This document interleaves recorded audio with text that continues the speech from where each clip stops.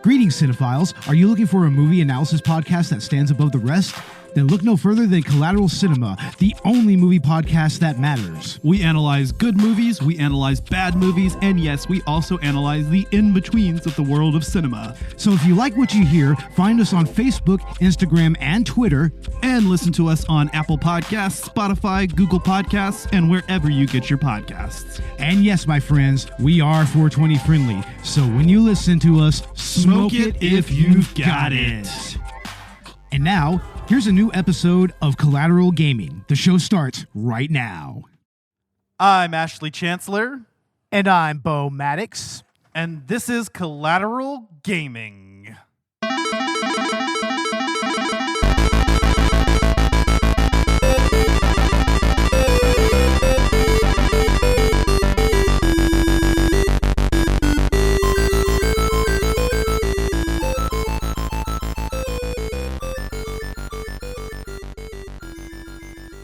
Welcome to Collateral Gaming, the only video game podcast that matters, where we focus on good games, bad games, and everything else in between in the world of gaming.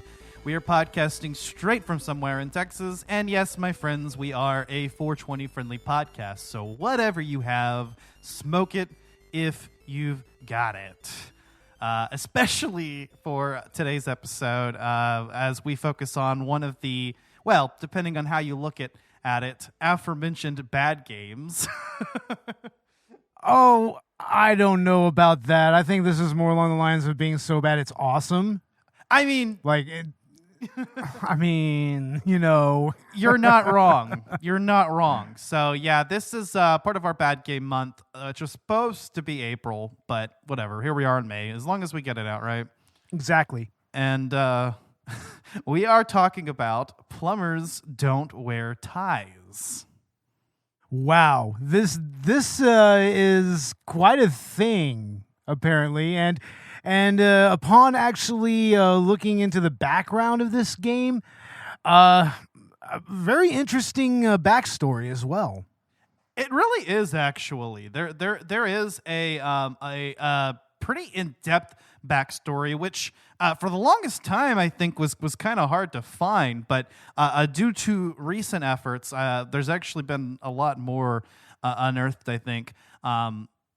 It actually surprised me that in 2024, and I think our timing on this is very fortuitous. We meant to do this last season. I'm glad we did it this season because just in March, Limited Run Games actually remastered this game and added a whole lot of content to go with it. There's all sorts of behind-the-scenes stuff and a whole extra game mode, which we'll get into, but yeah, Limited Run Games, normally, you know, they really just act as a distributor. They tend to do, you know, limited runs of games. But the CEO, I believe, was really invested in the cultural legacy of Plumbers Don't Wear Ties and actually spent quite a bit of time developing. I mean, this has been in development since 2016, actually.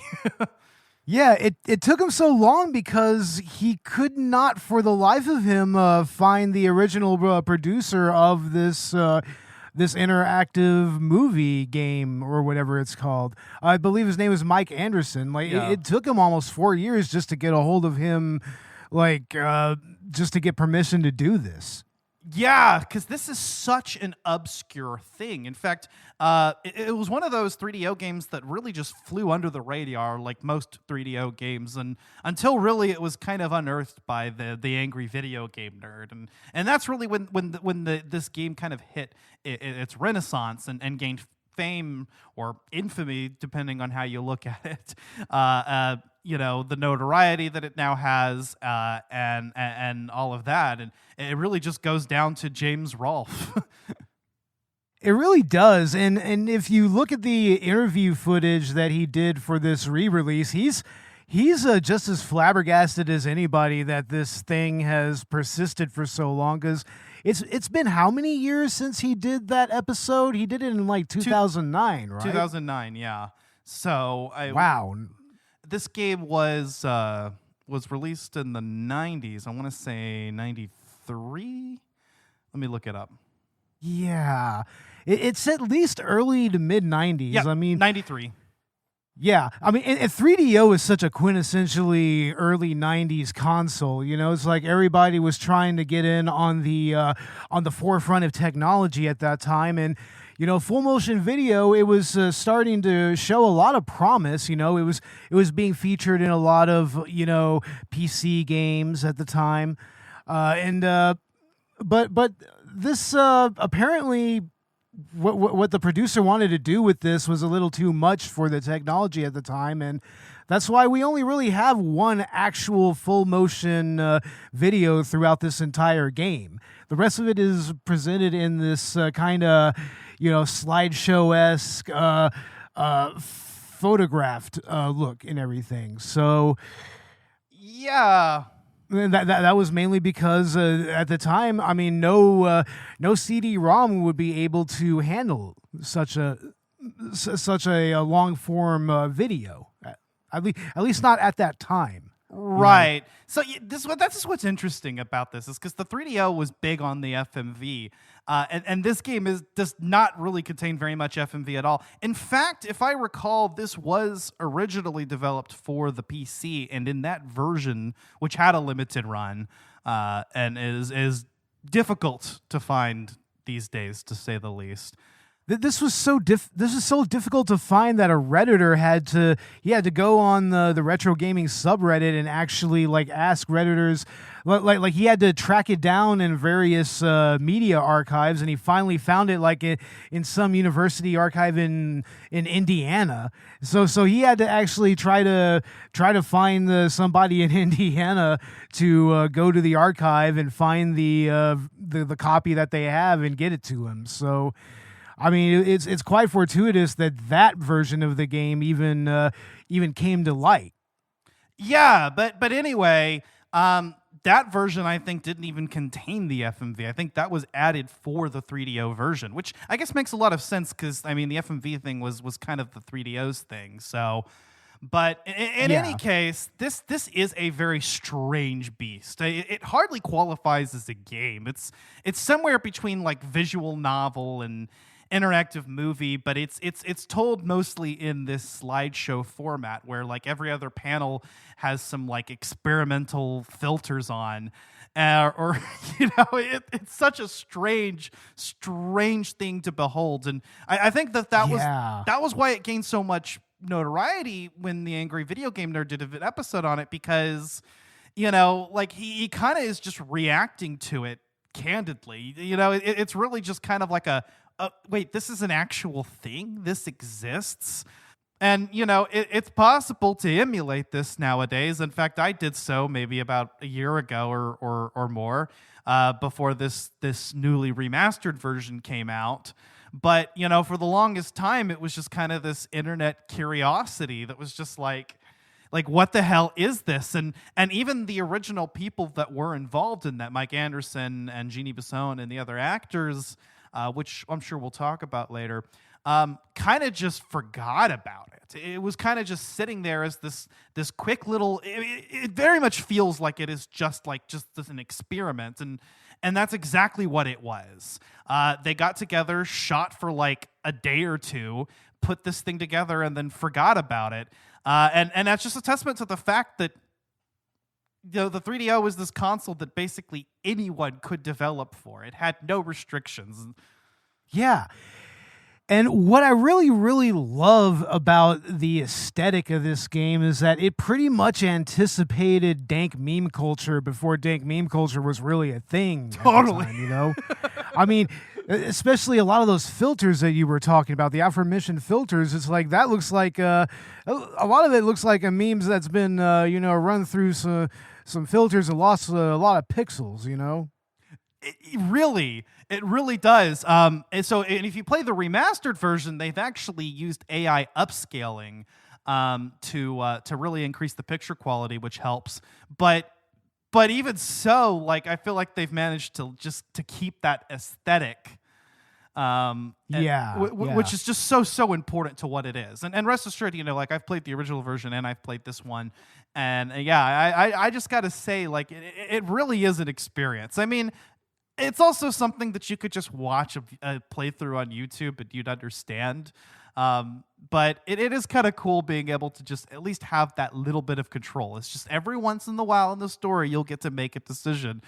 No matter what you do, it's a poor decision, and the ever-changing narrators will berate you for it. Yeah, these narrators, though. What? One of them is wearing a chicken head at one point. Yeah. One of the other one is a lady who's apparently a takeover artist in a karate gi. Yeah. And then there's the Mike Anderson himself, I assume, and he's wearing a weird hat at sometimes, and it's like it just out of nowhere. It just comes out of nowhere, and you're just like, what? Yeah, everything, and that's why you really can't critique this too strictly, because I mean it is self-aware and it is just very goofy, and you can tell that it doesn't take itself seriously. So it's kind of one of those things, like, I don't know, like Freddy Got Fingered, where it's like, well, that's actually what it's going for. So, you know what I mean? Yeah, exactly. Yeah, I mean, aesthetically and as far as the story and the humor is concerned, I mean, there's sequences and there's certain things that come up that are just straight up continuity errors that were actually left there on purpose. You know, there's even a goddamn outtake that's left in the fucking. Yeah, it's just left right in the fucking audio, and the reason that they did that is because, hey, this was an experiment. We were fucking around, you know, and that's what it feels like. It feels like just a lot of people got together and just fucked around and made this weird kind of media that kind of anticipated visual novels a little bit. I mean, exactly, or at least the advent of visual novels here in America, right? A little bit. Yeah, it is kind of like prescient in that sense, you know, and as you mentioned earlier, in terms of just the absurdist humor that we would see in meme culture today, and or you know, in the last decade. But yeah, that's why Plumbers Don't Wear Ties is just so unique, and I find it interesting that, you know, there's someone out there who literally like required his employees at one point to play this game as sort of like an initiation into the company. You know, it was just invested in the culture behind it, and took time to just make this a reality that you could play it on modern consoles. And like, so fuck yeah, man, it's like $20. I'm playing Plumbers Don't Wear Ties on PS5, and you know what? I platinumed this game in a day. I don't know if I'm proud or ashamed to say that. I was gonna say to you when you said that, I'm like, I think we had to start our recording over, and I was just like, that's not a sentence I ever thought I would ever hear in any way, shape, or form. You know, like I 100% it. Plumbers don't wear ties. It's like, oh my god, it's like you're gonna tell me that you 100%ed fucking PO'd or something, some weird obscure game like that. It's like, what the fuck, dude? Exactly. or somebody like remastered Hong Kong 97 and you platinumed that. I don't even know how you would begin to platinum that game. I have no clue. to be fair, most of the achievements, and there's not a lot of them, most of the trophies, I should say, are just tied to the collectibles in the game's bonus mode. So they kind of have this 3D dungeon crawler like thing that where you just kind of go around and you find collectibles, which are bonus images and videos. So in order to like watch these videos, which I did to prepare for this episode, I had to go find them in this mode. Meanwhile, Mr. Thresher is chasing you around, and you can. At first, I didn't realize that you could shoot the plungers at him. I didn't realize the plungers weren't just like collectibles, but like ammunition. So you can shoot plungers at him in order to defeat him. But he'll just keep coming after you. But you have to make a few runs through the plumbing the depths mode in order to collect everything. But It actually is a lot of fun, and I'm glad that they actually spent time to do that. I think what's important about this is that they kept the game as faithfully as possible to the original with some quality of life enhancements, but they also added the historical context for it. So it's not just like you buy this like $20 game and you're like, what the hell is this, right? No, I mean, and people are going to want to know what the fuck went into making this, you know? I mean, something that's just so quintessentially 90s, especially, Right.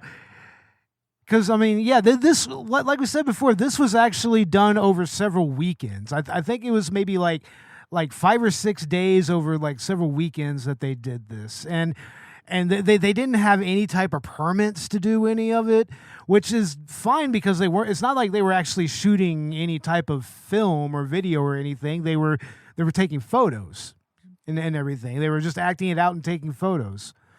So, I mean, if you look closely, there's all these different photos where they're actually interacting with people, like even just taking photos with some of the locals and everything when they finally realize, oh, this is like a movie or something. It's like... Yeah, those are genuine interactions. Like, that's what's funny. And, like, it's so random. Once you get to the chase sequence, you know, they're just interacting with locals, you know, and stuff. And it's like, what's going on here? And it's just like, no, yeah, they were filming. They had no permits for this shit. They just got down to wherever they were supposed to go, filmed whatever they needed to. They got permission, you know, whenever they needed to film indoors somewhere. Yeah. you know, but they were fast about it. So when they went in public, they just shot their shit. And like, yeah, you have, you know, like honest bystanders just kind of there. And, you know, as far as the legality goes, I don't know how all that works, or maybe it being a video game at the time.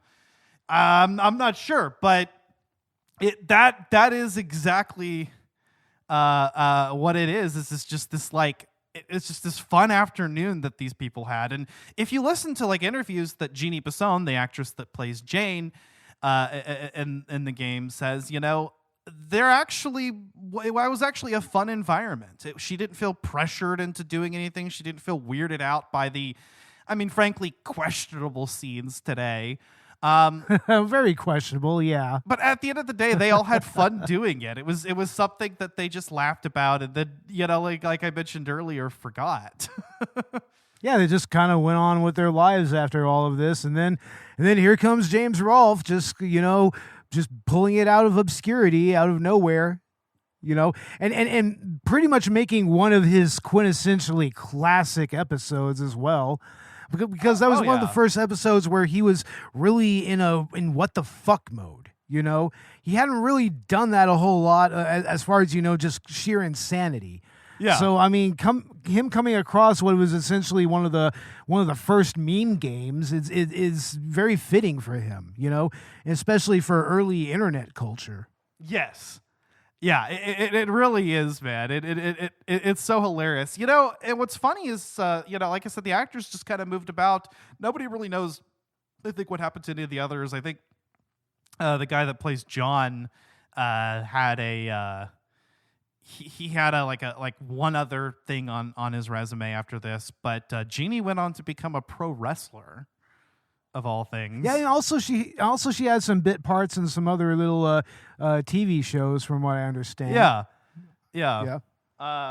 But and she actually involved herself in, you know, like the behind the scenes features that they added to this definitive edition, which was cool. So we got to actually hear from somebody that was there and helped record this shit. That's awesome. Yeah. So of course, you know, we've talked about a couple of the characters, but I think there's a particularly notable one. You know, in some ways, the elephant in the room, which is Mr. Thresher. Oh wow, yeah, he's in many ways he's really the one that keeps the story going. In many times, you know, like and also it's his sleaziness, that his unabashed sleaziness, if you choose the right or the wrong paths, is just fun. You know, it's so quintessential to that time, you know. I mean, that was a pretty common character in like sitcoms and whatnot, you know, sleazy bosses and everything. So yeah, Yeah. Fun fact, actually, he was Jeannie's friend that she basically called in to the part because he just looks like a sleazebag. I guess that's unfortunate if you're to know Oh my God. that you look like a sleazebag, but I think he had a lot of fun with the role. But yeah, I mean, today it's very, very, very questionable, Very risque, very questionable, risque, and you have issues of harassment and whatnot. It's like, yeah. But then again, I mean, it's a real thing that happens, So. Oh yeah, exactly. I think what leaves a bad taste in so many people's mouths is that in order to progress the story, you actually have to make him do it and try to take advantage of her. But that being said, the candid route is that she actually kicks him in the nuts and leaves. And even if you do decide to go through with it, and she decides to sleep with him in order to get the job, she actually is the one that takes control. It's a whole femdom thing. So, Yeah, it's amazing. It's like when it comes to that, this game has absolutely no chill because like she just goes from having her nice for the time office appropriate attire, and then all of a sudden she's in lingerie with a whip and fucking handcuffs. It's like, wow. The only thing she's missing is a strap on. I know, right? It's just like this just went from 0 to 160 in like nowhere. It's like, what the fuck? Yeah, it really did. It's just, and that's like this entire game. It just goes from 0 to 100 like at every corner, And after this scene, if you're going through the actual canonical route, then Mr. Thresher begins chasing her with a letter opener. Once again, no chill. No chill. Like it goes from that to the boss just trying to fucking kill her and chasing her all around. I think they were in Philadelphia, I think. It's like just chasing them all around the town and everything. It's like, wow. It's like this just went from a job interview to fucking attempted murder real fucking quick. Yeah. And that's where we get the aforementioned chase sequence where they're interacting with just bystanders, and arguably like the funnest part of this whole thing, and where it just goes completely off the rails. I believe we get the narrator switch around this time, and then the other narrator switch, and it's just like at this point, like you cannot be taking this game seriously. There's no way. Yeah. That shit happened twice in this fucking game. the two different narrators, and they changed twice. What the fuck? Yeah, she kicks his ass, and then he later just like shoots her to death. Like, oh, that's okay. that's brutal. Just caps her hardcore. It's like, geez. Yeah. This game has no chill. Jane, take your clothes off. He's like, what? I said, take your clothes off. And he looks exactly like one of those memes with like the glowing eyes. And he does. He looks exactly like it, man. And I love how he also just fits into that middle management stereotype as well. Yeah. He just looks like he's a middle manager in some weird office building in some off like little American city, like in Cleveland, Ohio or something like that. Yeah, exactly. Hi, my name is Jane. We hardly know each other, but that's about to change. You're going to get to know a lot about me, maybe even more than you imagine. This whole thing's kind of like a blind date. I mean, here we are in your brand new Corvette, riding along the super information highway. Put your big muscular arm around me and whisper sweet things in my ear. And I promise to do whatever your little heart desires, but only if you make the right moves. Just imagine watching me get propositioned by my sleazeball boss. Why, you could even make me strip for him. But if you make the wrong moves, you could turn me into a nun. Imagine that. Me? A nun? Ha! I don't think so. But it's really all up to you. God knows what you'll do with that hot little mouse of yours. Point is, life's a game, and this game is full of life. You do right by me, and I guarantee I'll do right by you. But please don't turn me into a nun. I'm not that kind of girl.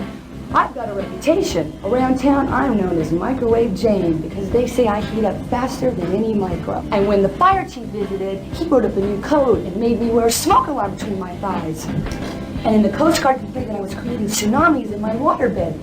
And then the Pope visited and said I was the only person on Earth that had been on my knees more times than he had. Now the president's filed a restraining order claiming I have a romantic interest in the Washington Monument. Oh, you men can be so vicious. Look at me. Just look at me. Do I look like that type of girl? Well, if you think I'm that type of girl, you got another thing coming, mister. Because I don't do one-night stands, I don't date musicians, and I don't roll over just because you bought in this game. Fair warning, I'll be resisting your every move and enjoying your every mistake. I trust it won't be the first time you made mistakes with the opposite sex. Now listen up, the rules of the game are real simple. You see, I meet this guy in a parking lot. Now you are supposed to identify with this guy. I mean, you in your own perverse, simple-minded way are supposed to be him. Got it? Now if you make the right moves, I end up with this schlep. That is, I end up with you.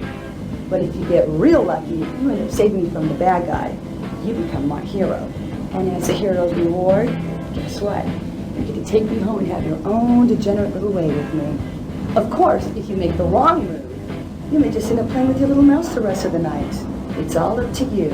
Are you game? Then come with me and you'll soon discover why plumbers never wear ties when they're around.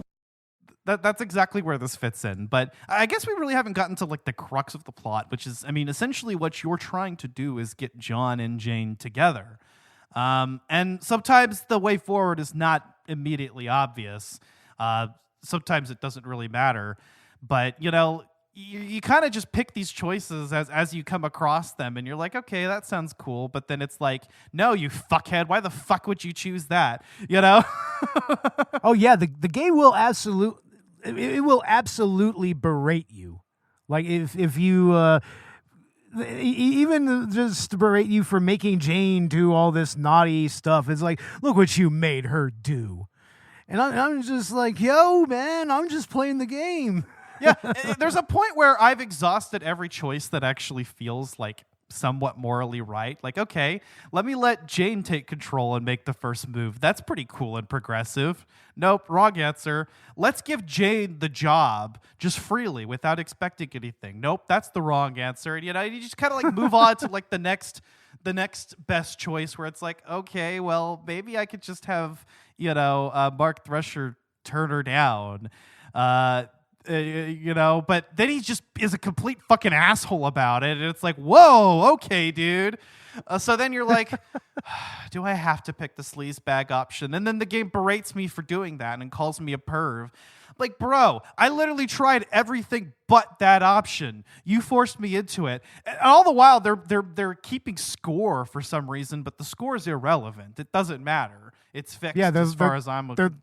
They're like the points. They don't matter. Yeah. The remastered version adds bucks, which you can use to unlock the unlockables.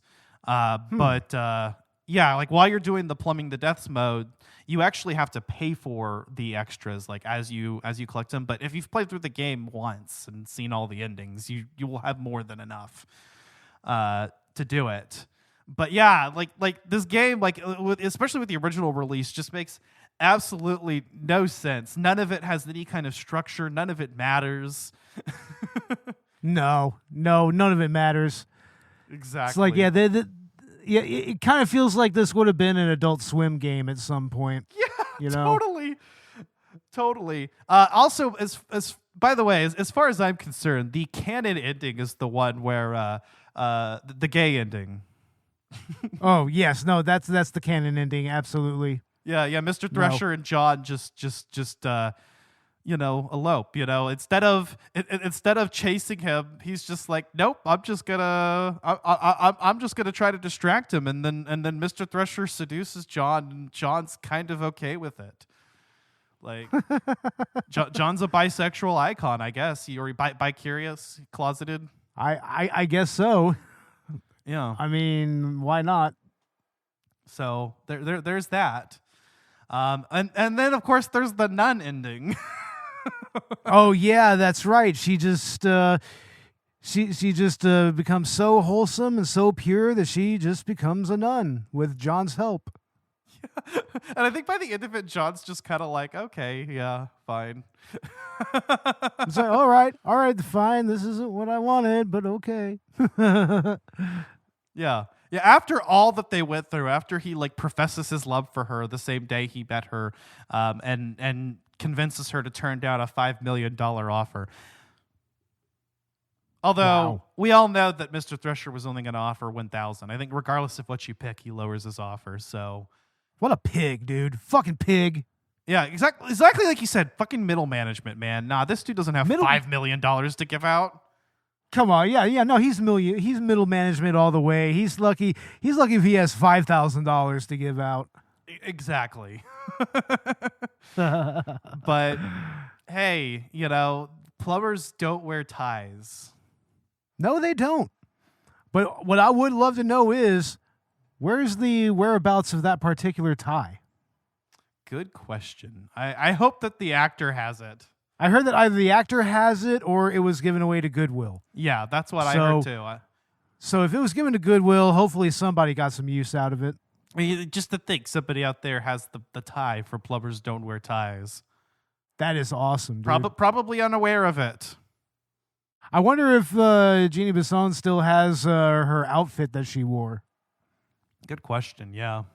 I mean, it's a very quintessentially 90s outfit. It's that big, that late 80s, early 90s big shoulder pad look that a lot of office ladies were wearing at the time, You could tell through her performance, too, that she's just having fun with this role. Oh, no, everybody is having a blast here, man. This really does look like a fun way to spend a weekend, honestly. And she came back and recorded a new intro for the remastered version. So before you get to the title screen, there's a brand new intro with her. Nice. Sheesh. She looks good in 2024 or probably 2020, whenever that was fucking recorded. Oh no, yeah. She still looks good. She still works as a wrestler. She's still a worker. Yeah. There. So sheesh. Hell yeah. Man, yeah, she's a hottie. I mean, the game hammers it into you too, but because they both think that they're both find each other immediately attractive. What I find is funny is both of their parents are like bitching about them or are bitching at them about finding mates, right? And like here we have two like drop dead conventionally attractive people, like it's just weird that like neither one of them has much success with love, and then they just like run into each other. Yeah, seems a little out of whack there, because they go from I'll never find love, like I'm just not interested in that, into like immediately like right. It's so weird, but that's the whole thing. That's the whole point of Plumbers Don't Wear Ties. It's just absurd. It doesn't have to follow any conventions or rules. It doesn't pretend to be something that it's not. It just is. It kind of, in that respect, feels like something like Trauma a little bit. With that. Just that brazenness to, kind of experiment and just go outside of the box a little bit, and in regards to their to the medium that they're in and whatnot. I mean, it's kind of sad that they didn't try to make anything else like this, because I mean, there really isn't anything like this at all. No, there truly isn't. Like, this is truly one of a kind. This is something that, like, you will find nowhere else. Worthy of the title of worst video game of all time, if you could even call it that, because it's hardly a video game. But again, it comes full circle, and I think no matter how you approach this, I think you're going to enjoy the experience, because it's just so laughably inept, but also like it's not trying to be adept. Yeah, but it also knows what it wants to do with itself, right? As a story and as an interactive experience.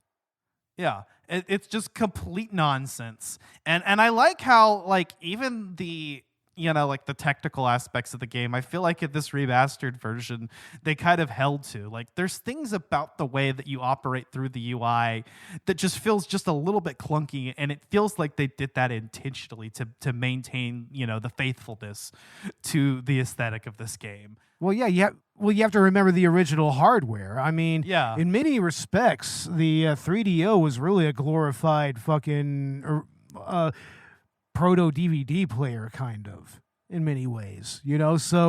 So the menus kind of have that kind of clunkiness that early DVD menus had. Right, but I'm talking about like the remastered menus, like the new menus that have been added into the game, and they've even managed to maintain, like the whole visual aesthetic of it, where with the font and the music and everything, and even the way that the menu is arranged is just strange. Like there are just these oddities. One of the achievements in the game is actually, or trophies, is actually earned by clicking on this cat icon, which is kind of hard to get through on the extras menu. You have to kind of fiddle with the menu in order to even highlight that icon, and you have to continue clicking the cat icon until it barks, which is completely random. It can take you anywhere from a few seconds to like 15, 20 minutes just to get a fucking bark out of this kitten. Wow. God damn. Man, I miss those types of Easter eggs, man. And DVDs used to even have Easter eggs kind of similar to that. But you don't really see that anymore. It feels like a DVD Easter egg. That's exactly what it is. And interestingly enough, in the original version, there were even cheat codes, or at least one cheat code, which allowed you to uncensor the nudity of the game. So you'll get to see John's ass and a nip at one point, Jane's nip. Well, you got to show ass to sell movie, right? You got to show ass to sell movie. I mean, that's an essential or interactive game, as it were.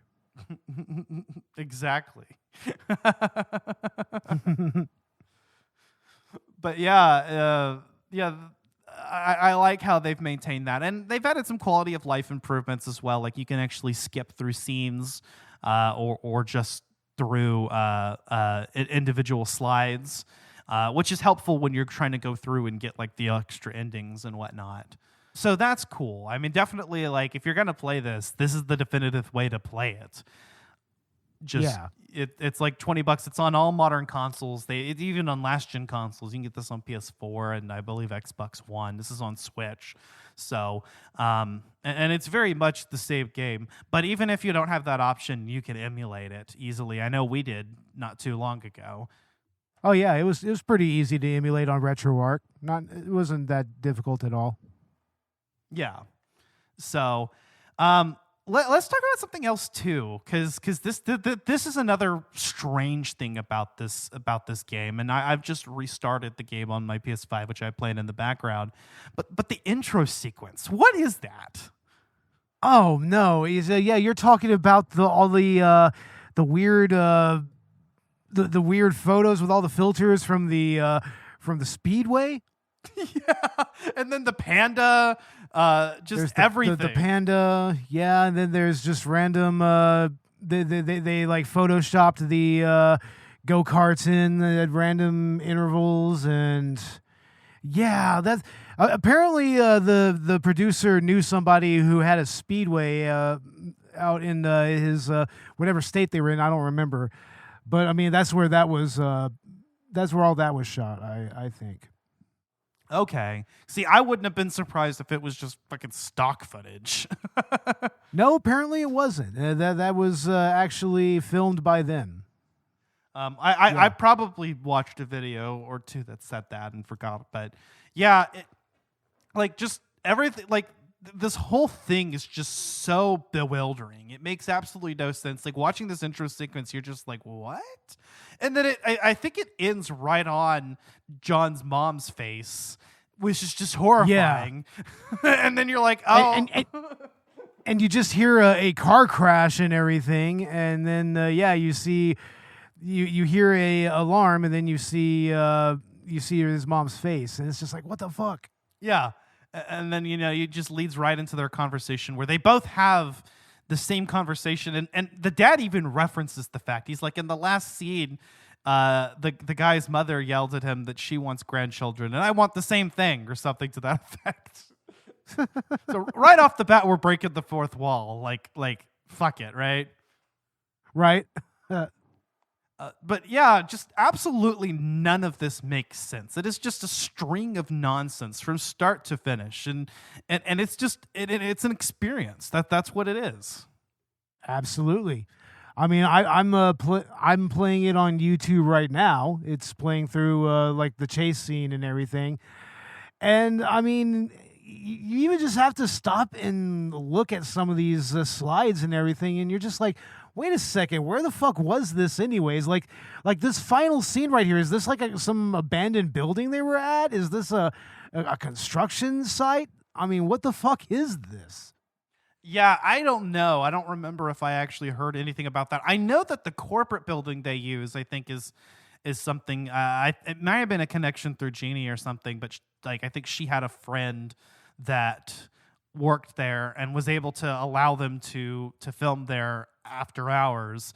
As far as the construction site goes, I don't remember if there was a story behind that or not. But yeah, I mean, it's like... It's like, where does this even end up at? You know, it's like, where did this chase take us?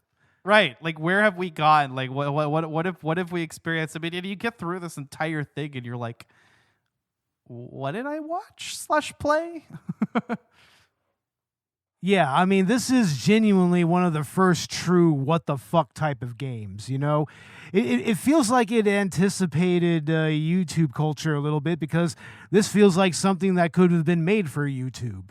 Like, especially back in the early like in the early days of YouTube. Yeah. Yeah, exactly. Like that's exactly what it feels like.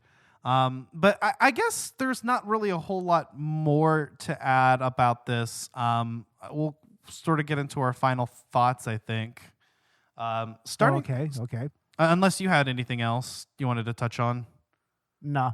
But yeah, Bo, what are your final thoughts on Plumbers Don't Wear Ties? I love the fact that something like this exists, you know, especially when in the medium of gaming, you know. I mean, like I said, it anticipated a lot of things about internet culture and YouTube culture that are pretty normal nowadays, you know. I mean, it's amazing that these people just got together and just made this. Mainly, it was made on a whim. This was made entirely on a whim, just because Mike Anderson just happened to have enough money left over from. I think he sold one of his businesses or something like that, and he made all of his money and everything. He was just like, you know what, I want to fuck around. I don't give a shit. So he made this. It's like, man, thank you for making this. I know, Mike Anderson, thanks for making this. This is a lot of fun. I mean, hell, it even kind of anticipates the style of Neil Breen a little bit, you know? Yes. It's got that Breeny quality to it, except a little more... self-aware. Probably a little more tawdry than Breen would be used to. Like, I don't really know what Breen's sense of humor is like, but maybe it would be something like this. I don't know. Yeah, that's true, because Breen isn't trying to be funny. No, not at all. He's not trying to be funny. Serious. Which makes it interesting if he would try to make a comedy, honestly. Right? I heard Tommy Wiseau did a comedy, and the results are interesting. Yeah, that's the Neighbors sitcom, right? The Neighbors, Yeah. yeah. We need to watch that. Yeah, we haven't seen that yet. But as for my final thoughts, Plumbers Don't Wear Ties is truly one of the games of history. Truly a game. That's what it is. If you could even call it that, because it barely fits the definition of game. Because even considered by visual novel standards today, it's like this is pretty lackluster, and yet I'm glad that it's a part of video game history. I think this is exactly what gamers deserve. To be a part of their legacy. That's right. That's right. Take that, gamers. You deserve this. Thank you, Mike Anderson, for fucking around and finding out with your fellow crew and cast members. Thank you, Limited Run Games, for bringing this back once again. Thank you for Angry Video Game Nerd for bringing this to the public consciousness. Yeah. Just the combination of these forces. I think this is quintessential. This is a quintessential part of the gaming industry in many ways, and the internet as well. And the internet, yeah, exactly, man. Plumbers Don't Wear Ties is an experience that needs to be had by anybody that calls themselves a gamer, whether that's picking up this remastered version of the game, emulating it, or watching a playthrough. It truly doesn't matter in the end. As long as you're aware that this exists and you've experienced the story, if you can call it a story. It loosely has something resembling a plot, I think. Yeah. With lots of gratuitous near nudity and yeah. Yep. And just random bullshit. Oh, bullshit isn't even the word to describe it. But anyway, Bo, what is going on with Collateral Cinema? Well, we've got our season finale wrapped up, and we should be releasing that here very soon. Hopefully by the time it should be out before this is out, more than likely. Okay, before this is out, all right, yeah. And I think we're also going to go ahead and celebrate our anniversary after the season is over with from now on. So, look for Happiness of the Katakuris very soon. And we should be getting the director's cut started back up here very soon. And I believe Robert and I talked about starting production on another short film here very soon. So, yeah, look for that. And also, we got Collateral Let's Play on YouTube, on the Collateral Cinema YouTube channel. Like and subscribe to us there and hit the notification bell to check out episodes like Sunset Riders or Captain America and the Avengers or Teenage Mutant Ninja Turtles, Turtles in Time, and beat 'em ups like that. And here very, very shortly, Robert and I should be diving into the Phoenix Wright trilogy, the OG trilogy.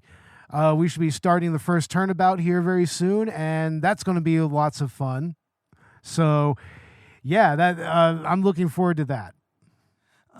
As for Collateral Gaming, which you're listening to, we are going to be releasing part 2 of what would have been Bad Game Month with E.T., the Atari game. So stay tuned for that. And then we should be getting into this month's actual planned content, which is the Great Ace Attorney Chronicles. I've been playing through both games recently. I'm near the end of the second one, and this would be my second time through it. And God, I fucking love it. Speaking of Ace Attorney, right? Right. This is like the trilogy, in my opinion, peak Ace Attorney. Oh, absolutely. I'm on the fourth case in the first game, so I should be wrapping that up here very soon, that whole game, and then getting into the next Ace Attorney game. So it's been a lot of fun actually getting back into it because I just fell in love with this series, and we recently did the Apollo Justice trilogy, so I played through all of those as well. I'm really on a kick at the moment, and hopefully next season we'll start getting into like Danganronpa. I think is kind of where that'll be a lot of fun. I haven't played through that yet, and I'm kind of anxious to give it a shot. Yeah, it's going to be a lot of fun. Also, this month, we are going to be doing an episode on the Paper Mario Thousand Year Door remake that's coming out. I'm actually really excited about it. I fucking love that game, and I've been anxious to play it ever since I had it on GameCube. So it's going to be really fun being able to play that on modern hardware, even if it's 30 frames per second instead of 60 for some reason. Hey, man, I'm just happy to play the game again, so I'm not going to bitch and moan. And then after that, as long as we get into the rest of our this season's content, we should be doing Nightfire, and then our season finale on Dune. I'm planning to stick with that, and we should hopefully have that out, I think, by July at the latest.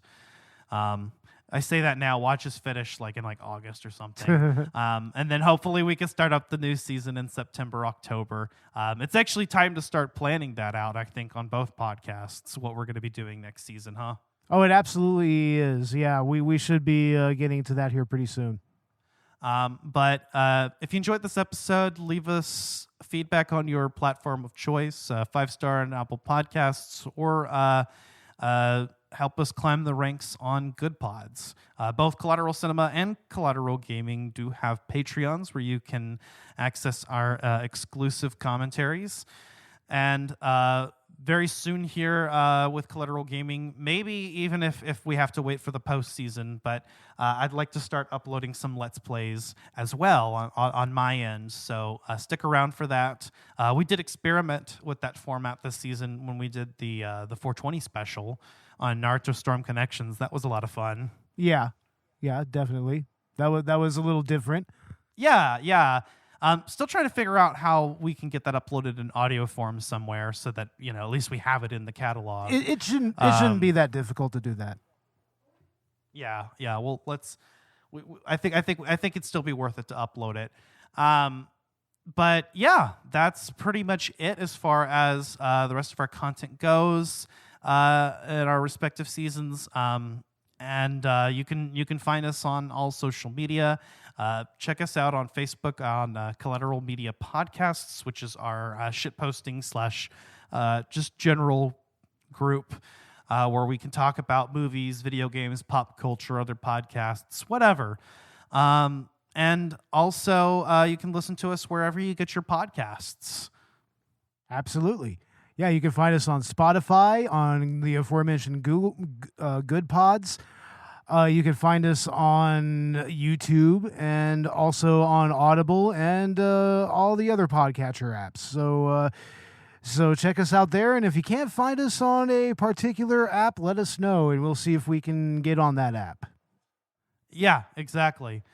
So, we hope that you've enjoyed this episode. With all that being said, I've been Ashley Chancellor. And I've been Mr. Thresher. No, I'm actually Bo Maddox. This has been Collateral Gaming, and plumbers don't wear ties. Now, Jane, take off your clothes.